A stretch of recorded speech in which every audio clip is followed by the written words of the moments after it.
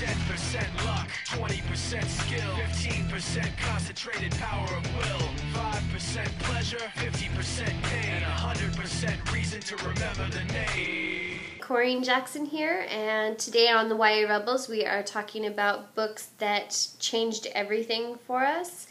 And I have to say, I had a hard time pinpointing a single book that did that for me. I have books that influenced my writing and had an impact on me, but not necessarily ones that flipped my entire world.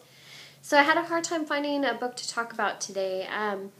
So I dug way back into my childhood so long ago and found a book that was one of the ones that I first loved and that I reread over and over and over. I'm not a big fan of Sesame Street. Found Big Bird kind of creepy. Big yellow bird walking around.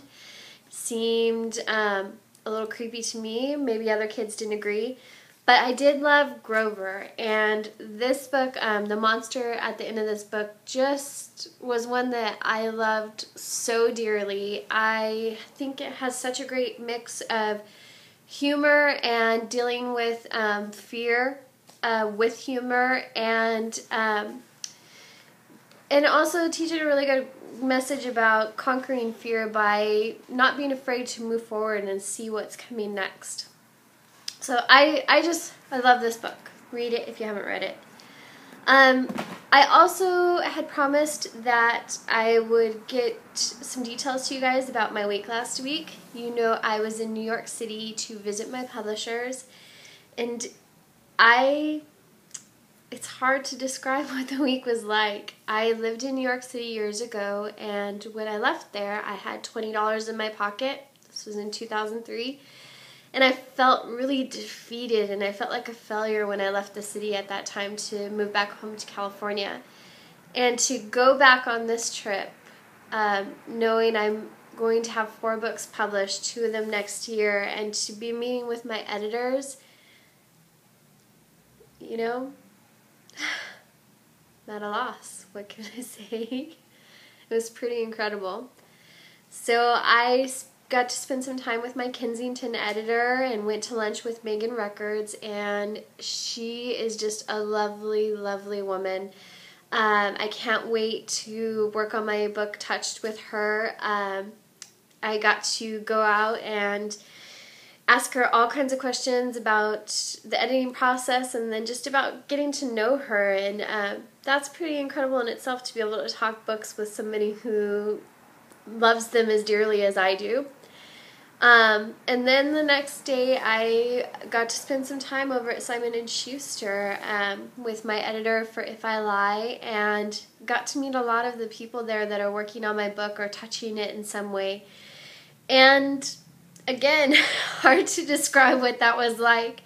It's a pretty incredible experience to have all these people care about your work and to know that it had an impact on them. And it just made me more excited than ever to have my books in your hands. I cannot wait for people to read them.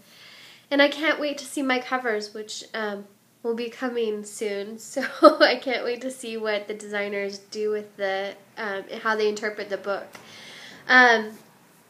So the other thing that was really great was I got to experience all of this with my sister. If you are like me and you write in a vacuum, your family has no idea what you're doing except sitting in a cafe or a Starbucks for hours on end, ignoring them.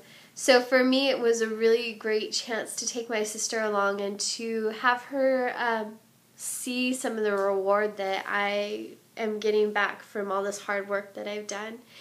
And it was also a lot of fun. I mean, I got to see what a lousy packer she is.